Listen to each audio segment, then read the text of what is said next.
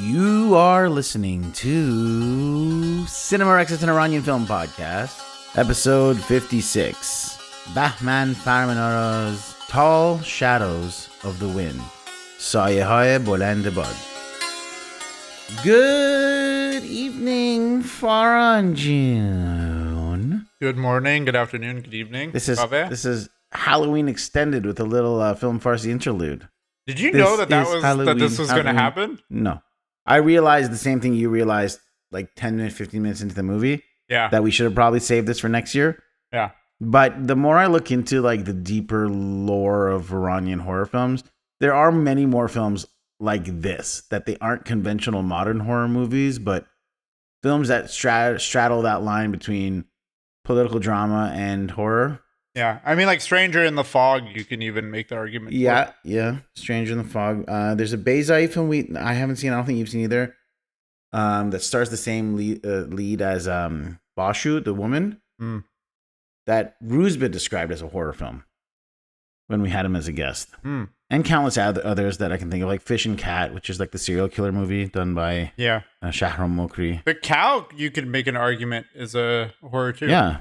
I mean, if Eraserhead is a horror, which I know is a recent film that you've added to your repertoire of horror. Yeah. Give a 3-sentence review of Eraserhead as you see it. Kind of weird, kind of cool. Actors sucked. Oh, interesting. Actors sucked. Yeah. Like, I honestly think that it would have landed a lot better for me if the acting was better. But that could have also been an issue with, like, the directing, maybe. I feel like he was maybe more concerned about, like, vibes and tone than he was with performances. Like, I don't think he cared about performances. You think the director of David Lynch was more interested in vibes? Yeah. I think that's the undersell of the century when it comes to film review. That David Lynch is more concerned about vibes than anything else. It's literally like might as well be on his grave. David Lynch. Yeah. Vibes. But I will say the performances were bad to the point where I think it actually negatively affected the vibes. Okay, well, there's so much more I could say about this, but this is not the David Lynch podcast. Needless to say, I'm a huge fan of Lynch. I have 3 shirts with his face on it that I wear proudly to film events. We're here to talk today about one Bahman Farmanara. We haven't done his films yet. He's a very prolific producer and director and writer and actor in the pantheon of Iranian cinema. But wait, do you? Yes. Do you? Huh? Do you? Do I what?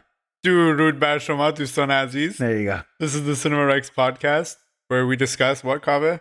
I have no idea what you're doing right now. What is this? And it's some sort of intro? Iranian cinema film. You gotta do like Durud bar shoma dostan aziz. Thank you. This is a Cinema Rex podcast. I'm trying to lead you into it. Where we talk all things Iranian film, cinema, acting, performances, scarecrows, horror, things that go bump in the night.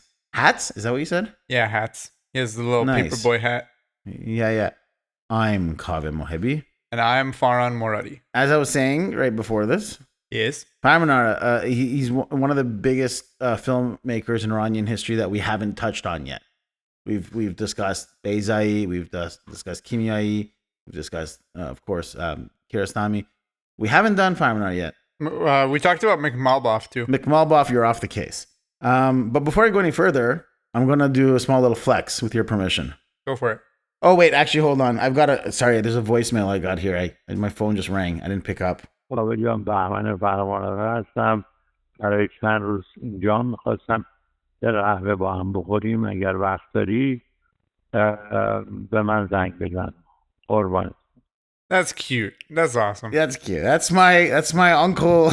He's not like a bloodline uncle, but he's very close to my family. He's very Iranian. My mom is very good friends with his wife, who's a very lovely, sweet woman. And so they've known each other for years and years, and they've been very close to our family. So it's kind of like an Amu Bahman to me. That's Kaveh's Nepo Connect, guys. Nepo Connect. That's why I made it. That's why industry. That's how I got on the lake. That's how I got a late bloomer. That's because of the Bahman Farmanara Connect. If he wants to meet me too, you let me know. Well, there was a time he came into the city and I did connect Rusbeh and Mertosh to him, and I invited you to come. And he said, no, I'd rather go to this, what was it? You wanted to go to like the Juggalos were in town or something? Yeah, that's it. No, I'm pretty sure my dad was in the hospital and I went to go see it. No, that wasn't that time, I don't think. I don't think it was that time. It wasn't, because you were going to a wedding, or it was an Ottawa thing. Because I remember trying to convince you not to. I was trying to convince you to cancel it. I wouldn't have done that if it was your dad. Anyways, we digress. Let's just dive right in, because we don't have any guests, and there's lots to discuss when it comes to this film. So you happy to just dive right in? Yeah. Plot summary for Tall Shadows of the Wind. Based on a short story by Hushan Golshiri, when Abdollah, a local driver from a small isolated Iranian village, is stranded in a field, his gaze is caught by an unassuming scarecrow. Abdullah dresses the scarecrow with articles of his own clothing and gives the stand-in a face. Now bearing a startling resemblance to a real man, the scarecrow frightens the other villagers. Rumors begin to swirl that it might actually be possessed. One by one, the townspeople succumb to madness, leading to a harrowing final confrontation between Abdullah and his creation.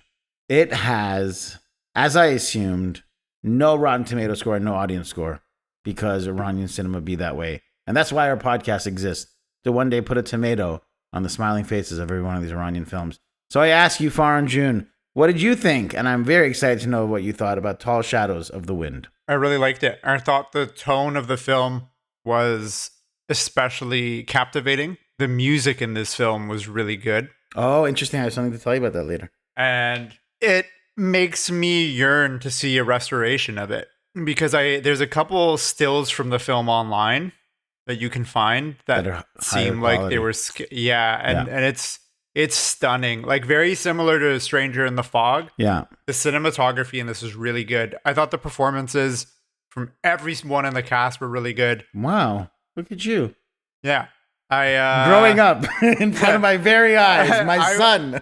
I will say the setup for the premise initially was a little clunky, but once you get lost in the plot of like, okay, this is what's happening, if you can buy into that, then the rest of the movie is a really fun ride. And I think that it's rich with allegory that's ripe for discussion. I am so happy to hear you say this. I was a little bit worried because I loved it. This was my first time seeing it. I've seen a couple Farmanara's films before. I will tell you, you can keep this part of the podcast or delete it however you wish. I emailed him right after seeing this film and told him I thought this film was a masterpiece. I can't believe I waited this long. And I asked them directly if there is a way we can get a hold of the 35 millimeter of this film, or how he can direct us to getting it. Yeah. Like you said, already from the log line and the setup, I get immediate sense of Beza's Stranger in the Fog. Yeah. As well as the cow, in a sense. Yes. Yeah. There's a marriage of the gritty realism and the uncanny surrealism. Yeah. You know, man becoming cow, town getting obsessed with scarecrow. Yeah. It's just a hallmark of some of these new wave films, right? And to your point, there's almost like two interpretations of what's going on. You know what I mean? Yeah. Like those who are superstitious, to them, it's unfolding the way Stranger in the Fog does. Yeah. But to those who are more logic-minded, it's more like what's happening in the cow. Yeah, that's an astute observation. It's always like, yeah, but like these new wave films seem to like always thematically kind of resemble each other or mirror each other or echo each other. You know that whole idea of like everything's a remix? Yeah. Like everything is a remix? Yeah. It's like poetry, it rhymes. Yeah. You could just see that kind of echoing sentiment in all of these intellectual thinkers. Yeah. A lot of them dealing with overt religious themes, whether it's a celebration of it or criticism of it. Yeah. This film has both versions, I think both perspectives. How? Well, I'll tell you, we'll get into it. Okay. The intrusion of a stranger or perceived stranger. It's the protagonist in Stranger in the Fog. It's the kid in Bashu. Yeah. It's the cow. I mean, it's the Balushi. It's the cow and the cow. It's the Balushi and the cow. Yeah. And it's the scarecrow in this. It's very interesting that in Iran, there is the time and time, there's this reinvention of this idea that there's a foreigner coming and leaving their mark. And it's actually fascinating from a cultural and sociological case study. Like, they all had, it's a little boy coming from another village who's dark-skinned. Yeah. It's the Balushi, it's a cow, it's a scarecrow, whatever. It's always the same kind of theme, which I think is fascinating. Just that in itself could be worthy of its own dissertation. Yeah, I love the way he built suspense in this. We see the woman, the old woman drop on the floor and she's kind of hysterical and we don't know why yet. Remember when the town gathers around her and she's like getting back up as if nothing happened? It's just like a really good slow burn of suspense. Also, shades of Zalava too. Town paranoia. Village fear. Yeah, I can see that. I can totally see that. I actually feel like Zalava borrows a lot from this film. And had I seen this film first, I would have probably brought that up in the Zalava pod that we had done. Go on. Any thoughts on your end? I don't have too much in overall thoughts until we get to deeper themes and stuff. I don't either. The ending. Can we talk about the ending? Yeah, why not? You know, so when he goes and he confronts the scarecrow and it cuts to black and we just like hear the confrontation. Okay, yeah. I kind of wish that it had ended there. When he injures himself. Yeah. Okay, interesting. Or when someone injures him. We don't know. But well, it's assumed from the deeper reading that I did. It's that when he like the pickaxe or whatever, the hoe that was in his hand, he like stubbed his own toe with it. Apparently, according to the academic text, is what happened. Sure, yeah. But like I think it's intentionally.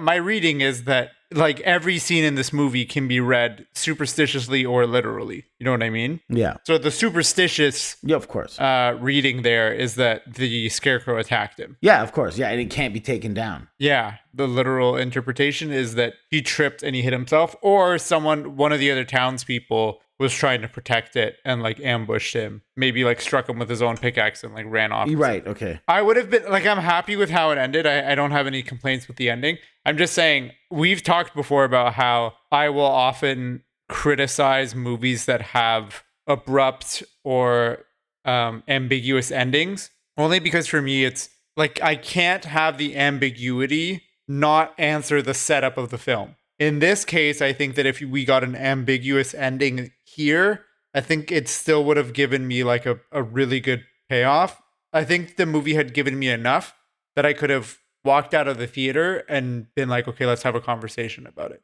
Because I think you could just as easily end the movie with, he goes up to the scarecrow in the night, it's black, you hear him screaming, and then cut to credits. Yeah, that's an interesting edit. I think things that worthy of note in this film, a lot of this I'm going to just pile into a deeper analysis and have a longer conversation there.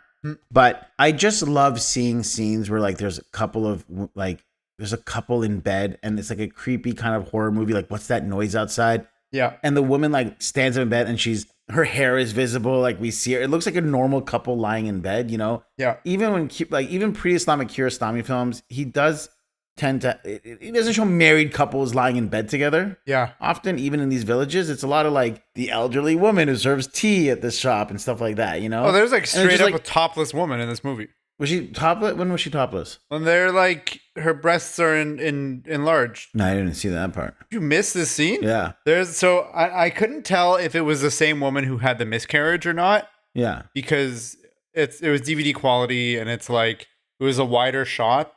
But like a couple scenes later, these two women, one who's like probably like in her 30s and then an older woman who's probably like in her 60s, walk in on this other woman who's younger, looking in the mirror. She's topless. Mm-hmm. And she's just like entranced in her reflection. She's like not looking away. She's not moving, nothing. And then the other two women get freaked out. Then later, the younger woman is like, are we going to talk about that? And the older woman's like, there's nothing to talk about. And she's like, I mean, this woman, her breasts were clearly enlarged, but she doesn't have a baby. Oh, that's what's the deal? And then the old lady is like, let's not talk about this, especially with your kid in the room. Yeah. Like, we don't want to frighten the child, right? Yeah. I just don't remember seeing her breasts. I will have to go back and revisit this for the plot. I will have to do further research on this. Are you sure you didn't just have a second tab open by accident and you just accidentally switched over? I am absolutely certain. All right, but cool. It's also so low quality that like she could have been wearing a bra that's just like grainy and it's like classic grainy. The footage was mushy. Yeah, but yeah, I just can't. Like, I'm so pleasantly surprised with how the whole thing comes together. And again, it has a lot of things. I have a question for you. Since you came out of Zalava rather ho-hum, and this one you seem to have high praise, what do you think this does better than Zalava? Because I feel a lot of it does echo this idea of like a whole village is worked up in a frenzy about a potential. In Zalava, it's a demonic possession. In this, it's a scarecrow may have come to life. You know, they're both monster movies in a sense where whether or not the monster is real is put up to question, right? Is it village paranoia or is it monster? So what did you prefer about this? I think because the driving force in this movie is the tone. Mm-hmm. Like, I think the main anchor point of this film is the tone. Whereas I feel like with Zalava, the anchor point seemed like it was the horror. or the tension. I see. Okay. Whereas this movie wasn't like this movie was not trying to build tension. You know what I mean? It was more just trying to like build up vibes and ambiguity. Yeah. It's closer to Stranger in the Front. Yeah, 100%. Zalava, I think, did a great job building ambiguity around like whether or not it's real. Yeah. But I think that the movie kind of hinges, the success of the movie hinges a little bit on a bit of a fear factor. Mm-hmm. And I'm at a disadvantage because I typically don't get scared watching movies regardless. Mm-hmm. So if that's the driving force of a horror film, it will very quickly lose me. Okay. Shall we jump into behind the scenes and trivia? Because I have so much more to say in other sections. Yeah.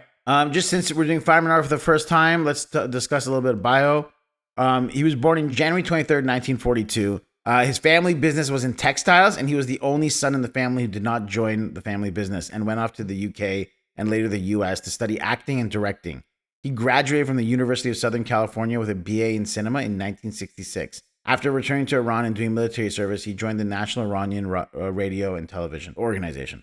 And I was reading in one of the textbooks, he was sort of one of the first new wave group of Iranians to actually travel to the US to study film. Because doing that in the 60s, like to specifically study cinema in Southern California in the 60s was like rare, right? That's pretty sick. He produced some major films, including Abbas Kiarostami's first feature, The Report, which we had done an episode on, Bahram Beyzai's The Crow, Khoshro Haritosh's Divine One, Mohammad Reza Aslani's Chess of the Wind, which we've done an episode on, and Valerio Zurlini's The Desert of Tartars. Farmanara moved to France and then to Canada in 1980, establishing a distribution company and a film festival for children and young adults in Vancouver. He returned to Iran in the mid-1980s. By sheer date of release, this is widely considered one of the last films of the Iranian New Wave era, which essentially began with The Cow, along with Sayod's Dead End and Kimiavi's OK Mister.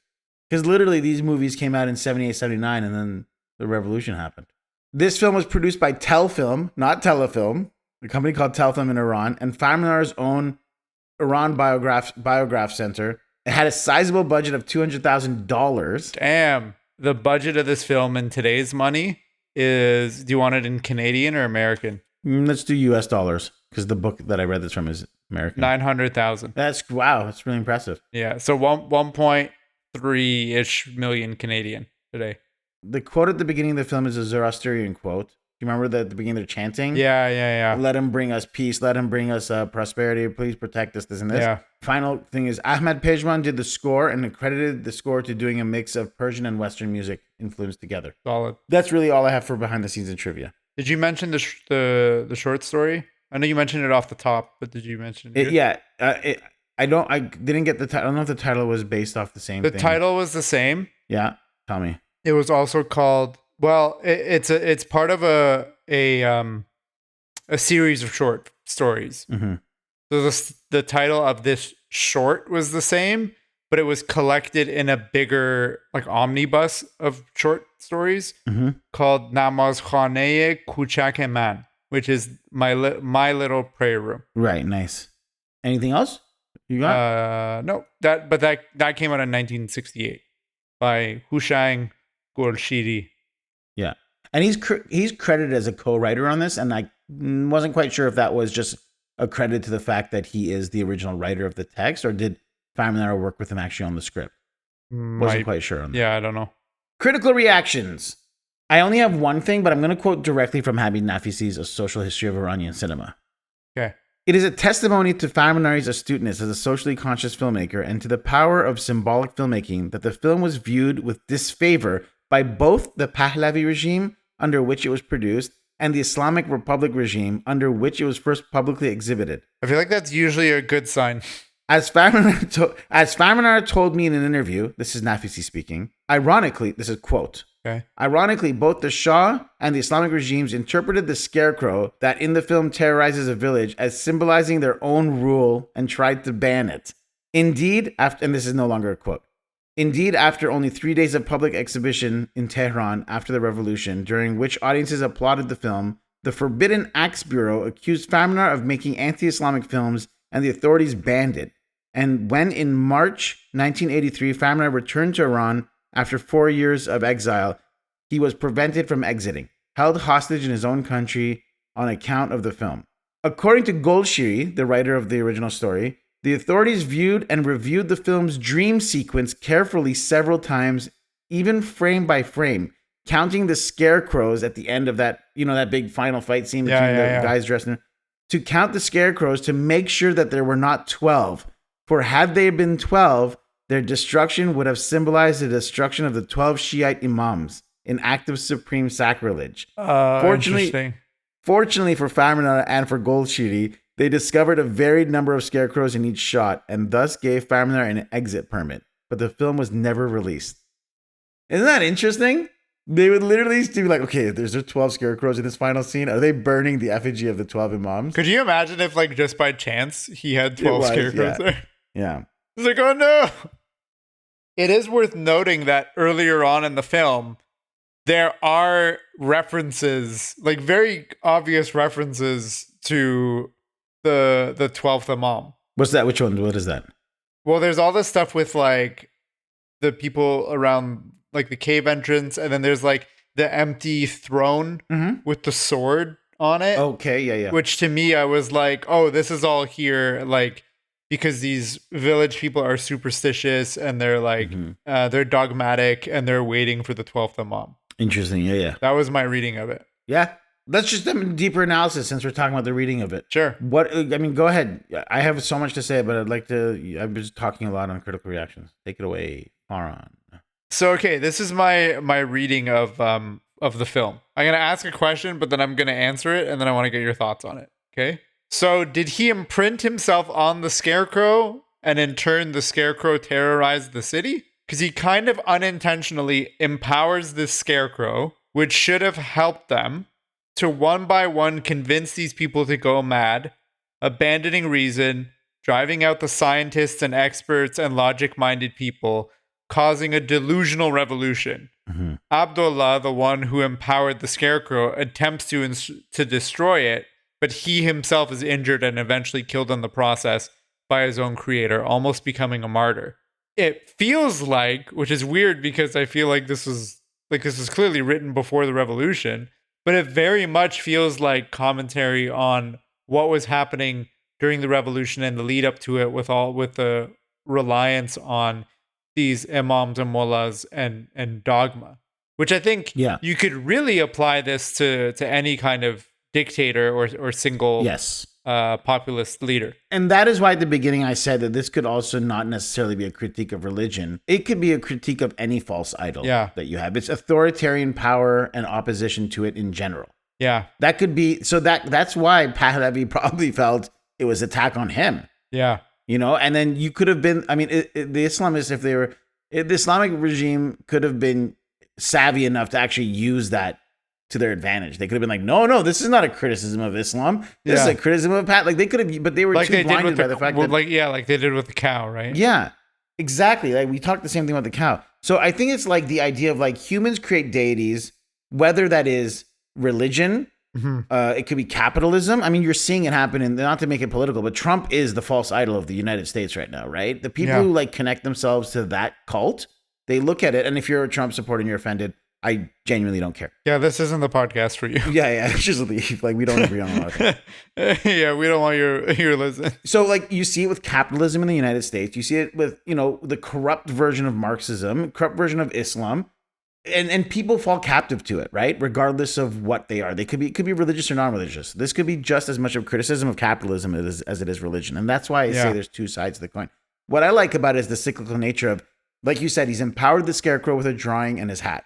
Yeah. He's then tasked with taking it down. He injures himself, gets gangrene, and won't amputate for fear of resembling the scarecrow, which I thought was a really beautiful line, because the doctor says to him, you have gangrene. You will die if we don't cut off this leg. And he essentially tells through his friend, because he's like too sick to speak. His friend's like, he doesn't want to do it because he'll resemble it. Yeah. And then the doctor's like, what do you mean it? Who are you talking about? Because I guess he's not from this village. Yeah. And that's a beautiful moment. Well, and in response, the doctor basically goes into like self-imposed exile. Yeah. He's like, don't call me again. Yeah. He's straight up. He says, don't call me again. He's like, he literally, like, this guy's going to die. But then, so then he's, for fear of becoming the scarecrow, the transformation is almost like metaphorically become complete. It's beginning to consume its creator. Yeah. And think of this effect with like the Shah and working with the British even. Like the Shah would like buddy and cozy up with the British thinking, and the US thinking that they're going to protect them. They're going to be allies. You've created this thing that is now going to come back to bite you and be your own destruction. Do you know what I mean? Yeah. There's a lot of interpretation that could be this is a criticism of Shah or Islam. Yeah. And the question of the film, once he dons the scarecrow, is will the scarecrow, not that he's done it deliberately, but is the scarecrow going to be an oppressor or a liberator of the people? Yeah. Because some people find a connection to the scarecrow, right? They're like, oh, this thing is here to save us. Yeah. And which one is it for these people? I think is the central question of the film. Yeah. What was your reading of the scene with the army in the red attacking them? Well, I do have something here. I'll read directly from Nafisi again, if that's okay with you, because he points that out. I feel like you're cheating. No, but I just don't want to claim this as my own thinking, but I just read it. I thought it was really fascinating. Did you have an answer to this before you read what Nafisi said? Well, I thought it was just a dream. The idea that because he's passing out in the bed. Yeah. And you see this moment where I'm like, oh, is this happening? Like, this is very like colorful and surreal. And then you cut back to him in bed. You're like, oh, that was a dream. And I think the idea that he sees this moment of like them fighting back and finally taking down the scarecrows and winning is only a dream. It's like George Carlin said, he made fun of the idea of the American dream because you have to be asleep to believe it. That's really funny. Like so this idea of like the dream of these guys rising up is just a dream. Like you're not going to be doing this. I think it's very critical of the people. Right. It's like this idea of them actually saving themselves is a dream. Right. That's how I interpreted it. What about you? I'd like to know your thoughts before I tell you what Nafisi said. Right. I wrote down the question, but I didn't write an answer. But maybe. Well, what is your interpretation of it? Maybe that's what he wants to see happen. He wants to see the people rise up and fight them. But also the fact that they're like all dressed in red, I think, is interesting. Nafisi has a thought on that. Maybe it's the idea of like. Because I talked about how he's basically presented like a martyr, right? Yeah. I think it might represent like an army of martyrs facing off against like an army of oppressors. Maybe it's supposed to be a bit of a premonition.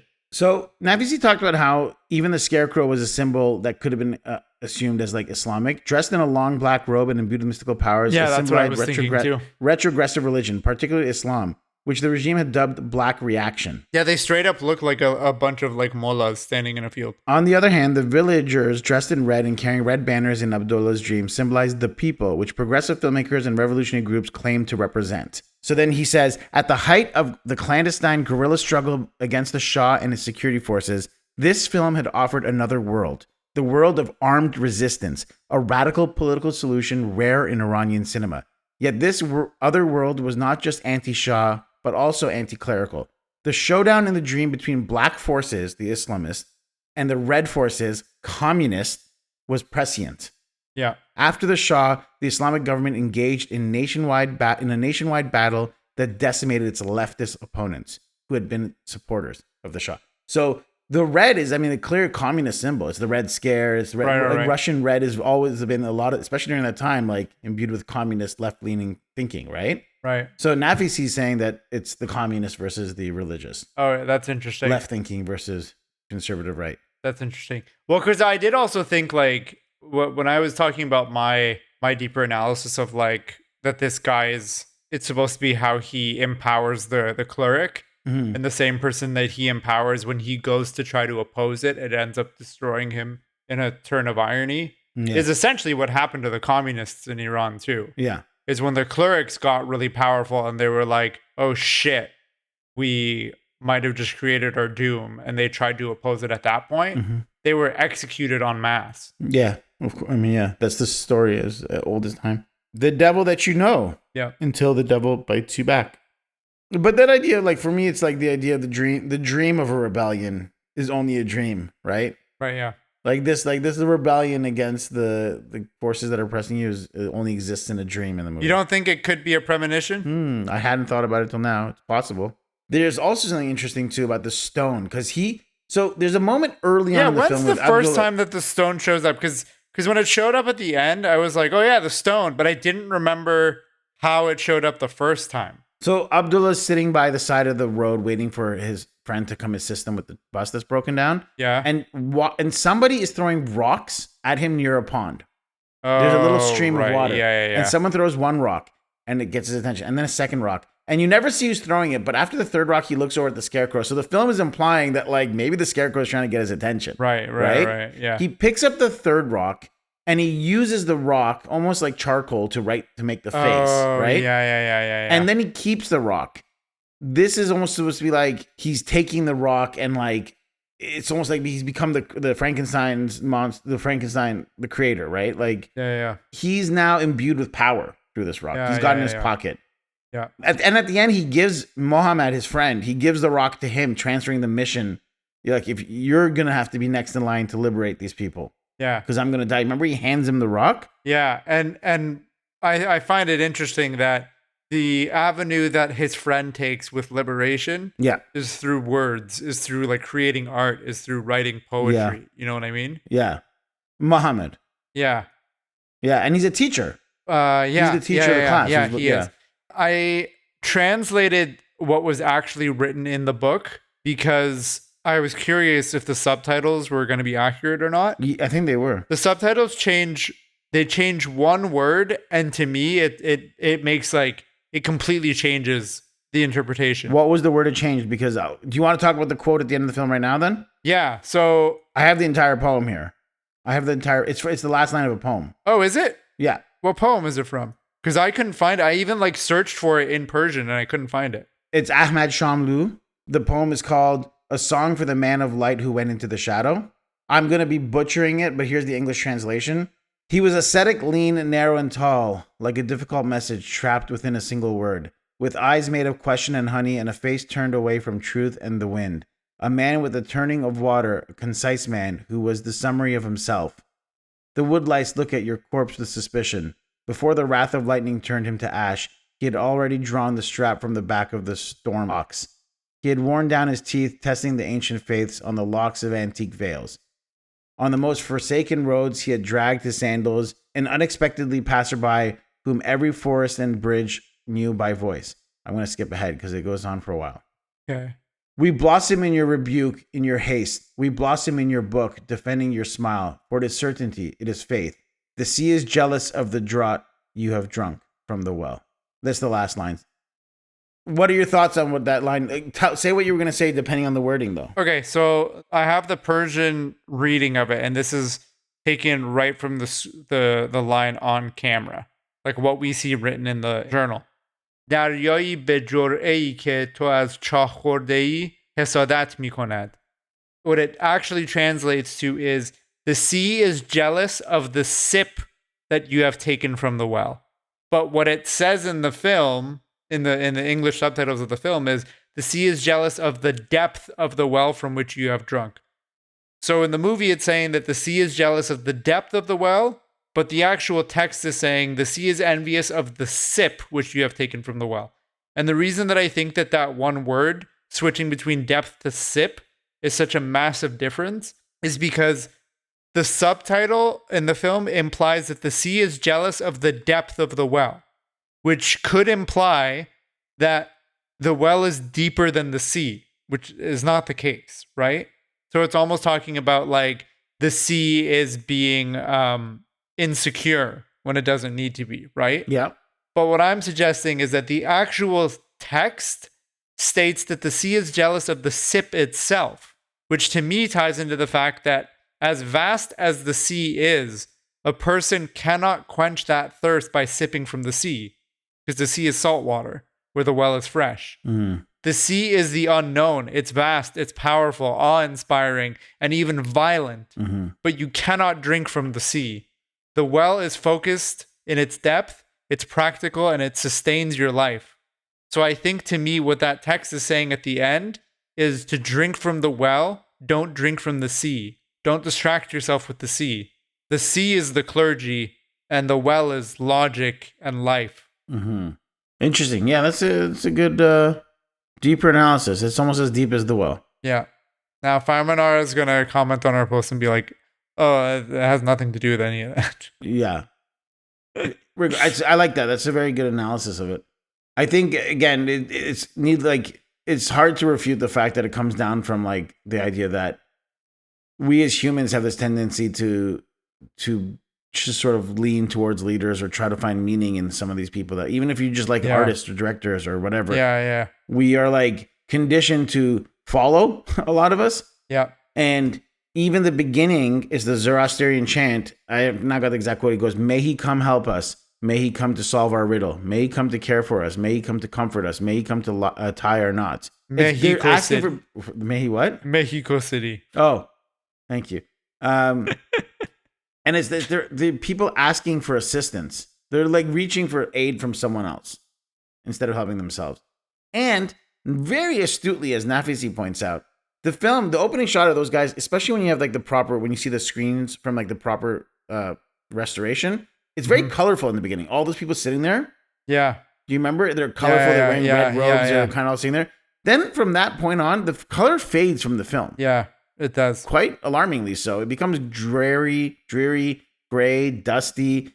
And it isn't until the dream that he has at the end of them in red where all of a sudden you're imbued with all this color again. Do we know that for sure in terms of the color fading, or is it a result of our transfer? No, it's deliberate. Okay. Nafisi, I assume, has seen a better print of this than the DVD copy. Yeah. Okay. Best scene. What was your favorite scene of the film? The scene when the crowd in the white robes and the lanterns descend on the scarecrow and worship it en masse. I see. Yeah, that was a cool moment. And what particularly was it that stood out for you? Yo, vibes, bro. Vibes. For me, it was that scene I mentioned earlier about how when the moment it hits you that this guy will not let the doctor amputate his leg because he is terrified of becoming like the scarecrow itself. Yeah. I was like, damn, that is well thought out. Yeah, becoming really one-legged like the scarecrow, yeah. Becoming the thing that you fear most. Yeah. It's interesting. Damn, that's poetry. So, in a film that is filled with genuine poetry, like there's tons of line in this movie that are literally just lifted from poetry. Mm-hmm. The line that stood out to me the most isn't even a very poetic line. Yeah. One of the old ladies in the town asks Abdollah if he's late because his car broke down, and he responds saying, "The car is fine. It's the road that's ruined." Wow, interesting. Yeah, okay. I didn't even catch. I mean, I remember that line, but I didn't think about the poetic meaning behind it. Yeah, for me, it's about how if the environment is rotten, it doesn't matter how perfect you or your machinery is. Mm-hmm. That's interesting.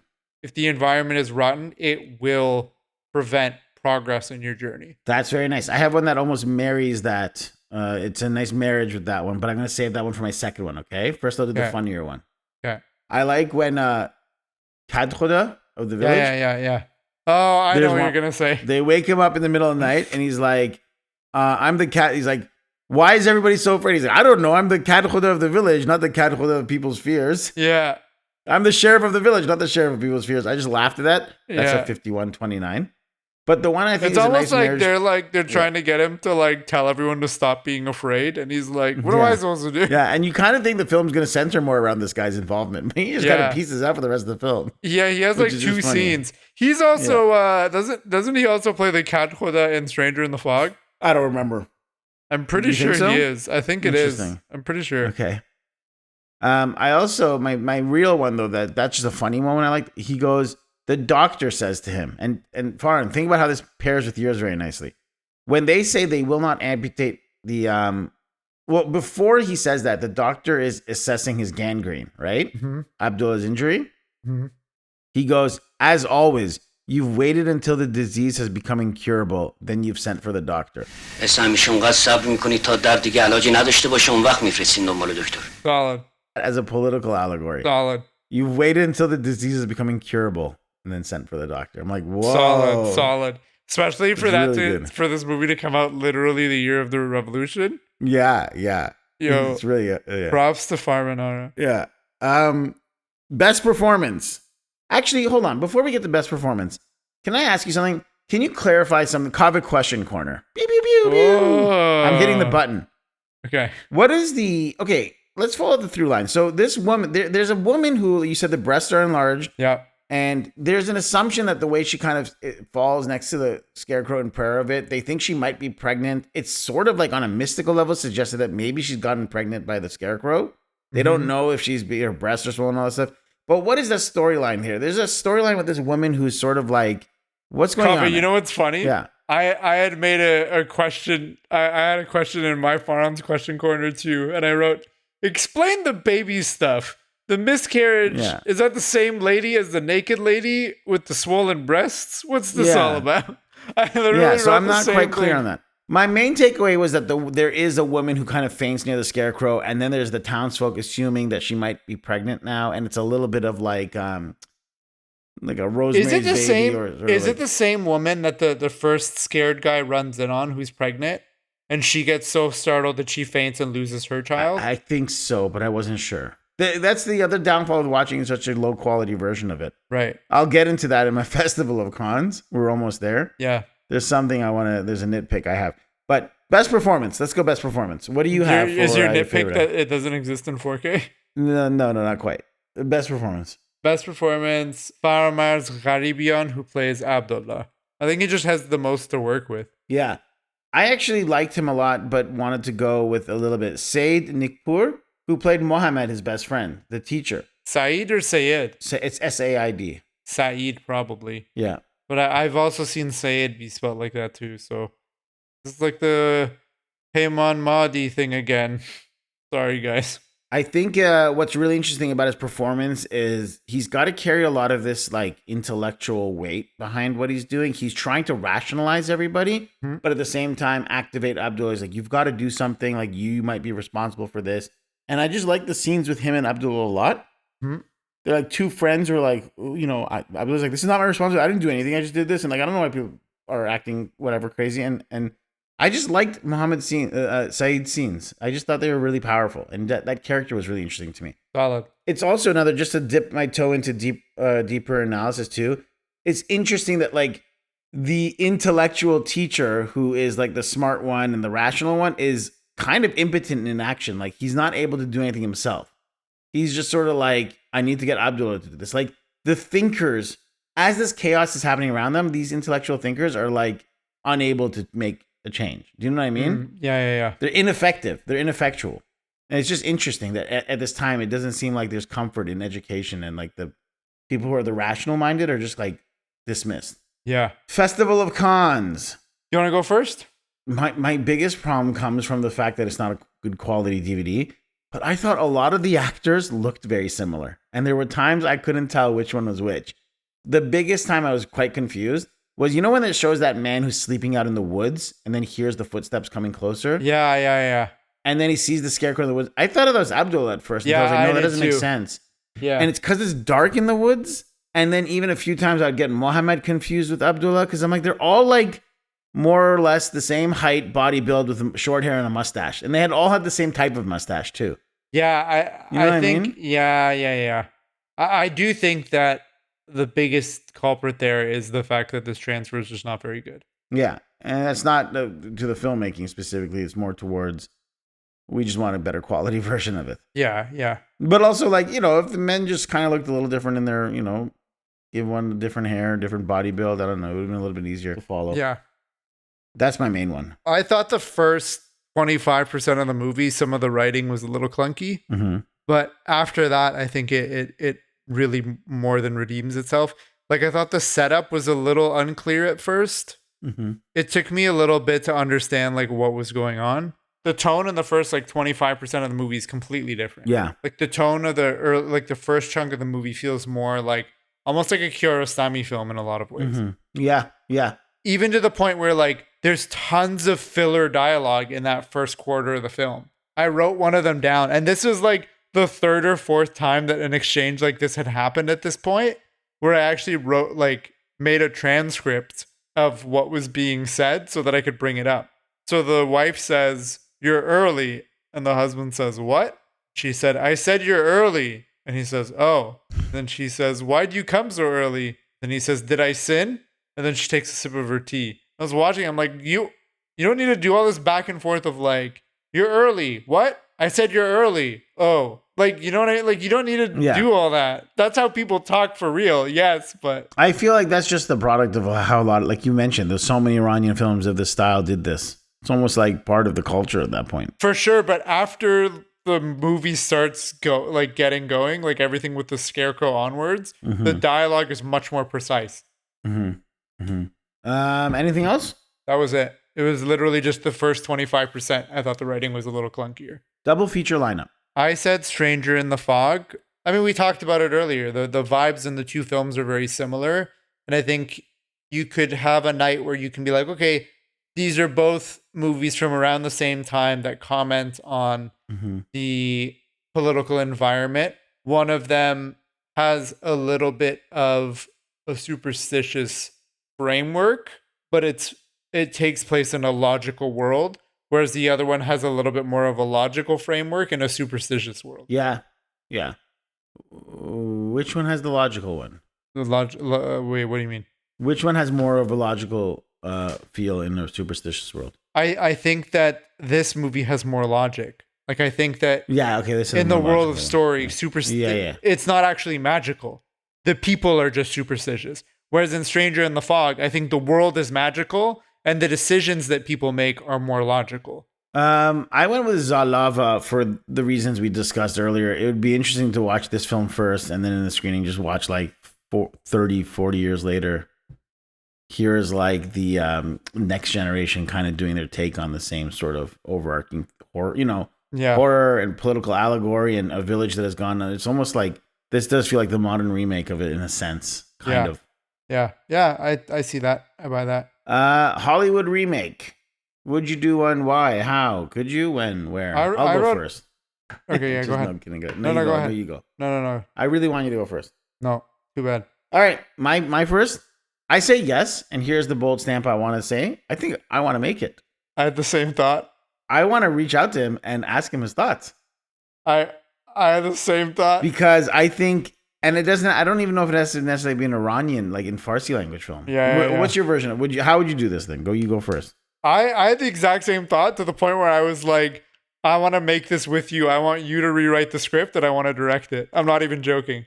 Well, this is a different discussion for Not the Pod then, because I mean, I don't want to give all the good ideas away, but I think this could be done as an English language story with what's happening in the United States. The allegory is still relevant. Even here with like the way that popularism is headed here. Yeah, exactly. And this idea of like putting everything you live for on the toes and feet of false idols who are clearly not have your best interest in you, manipulating you. I think like you could do like what makes me think of the Banshees of Inisherin, sort of like rural village farmers. Yeah. Not Irish, obviously, but like make it Ontario farmers and a small like kind of like town. Yeah. That is sort of losing. Make it set in Halifax and get your East Coast funding there. Like honestly. Okay, so we had the exact same thought. Yeah. Yeah, 100%. Great. Final thoughts and grades. What grade are you giving it? I'm giving this an A. I was really fascinated, blown away. I genuinely think this is a masterpiece in the pantheon of 70s films. I love that I'm being time and time again proven wrong with the amount of horror films that were made in the past by Iranians. There's obviously there's a whole catalog of films that, they're not the way you think modern horror films are, but they do have this horror aesthetic. And I'm so glad to be visiting and discovering these films that they dance on this line of like truly like this is a horror film from the 70s, and that's so cool. More films like this from the past would be great discoveries. So yeah, solid. Solid. I really like the movie. Like I said, I think the tone, the music, the environment, the general premise, I loved it all. I really want to see this movie restored. I can tell that the cinematography is really nice, but it feels like it's hidden behind a veil to an extent. Mm-hmm. I have a hunch that if I watched like a remastered version of the film, I would likely grade it a little higher. Like, because I'm thinking about Stranger in the Fog, and Stranger in the Fog, poor quality version versus the remastered version. I feel like my rating of that jumped like an entire letter. Yeah. You know what I mean? Yeah. I was teetering between a B++ and an A-. But I think based on what I've seen online of the cinematography from the high quality stills, I'm going to bump it up to an A-, knowing that when I watch the remastered version of it, I'll probably end up giving it a higher grade. Mm-hmm. But as of now, based on what I've seen, A-, which means that A from Kaveh, A minus from me. The Cinema Rex official grade for Tall Shadows of the Wind is an A minus. Bahman Farmanara's Tall Shadows of the Wind remains one of the most haunting allegories of pre-revolutionary Iran, a study in how fear, faith, and power intertwine to create the very idols that enslave us. The scarecrow, first empowered by its maker's own hand, becomes a mirror of authoritarianism itself. Once constructed, it cannot be easily dismantled without self-destruction. As Hamid Nafisi observed, the film examines how power and fear are created, sustained, and destroyed by their subjects, a truth that outlives its time. Abdullah's refusal to amputate his gangrenous limb, his dream of rebellion dissolves into illusion, and his final act of passing the stone to Muhammad all gesture to an unbroken cycle of false deliverance. Whether oppressor or liberator, the scarecrow endures, its shadow stretching well beyond 1979 into the persistent twilight between revolution and reverence. Thank you, Farhan June, for joining me on this radical journey of mystery, horror, and intrigue. Thank you, Kaveh. Do you think this is count as a pre-Islamic film? It's very interesting. It so teeters the line. Like, literally was produced in 78 during the Shah's reign, and then like released during 79 by the time the Islamic regime had taken over. Very interesting. I feel like it's revolution commentary because it's like, Yeah. I think that the whole movie is clearly commenting on what was going on right at that moment. It was right on the precipice, right? Yeah. So I don't think it's pre or post. I think it's literally just revolutionary cinema. Thank you to all our listeners for tuning in. We appreciate all that you guys do, taking time to listen to any podcast out there, and you decided to listen to us. Rate, follow us comment, on Instagram. all the things. Send us Rate. emails. Yeah. Especially on Apple Music, Apple Podcasts, whatever it is. Leave us a review on there because if we can get enough, we can get Rotten Tomatoes certified, and then we can start hopefully drawing more attention to these Iranian films. Yes, give us the apple so we can get the tomato. Yeah. And to everybody else, they only need a Didar. Bye. Music for Cinema Rex was written and performed by Sohail Sadinejad.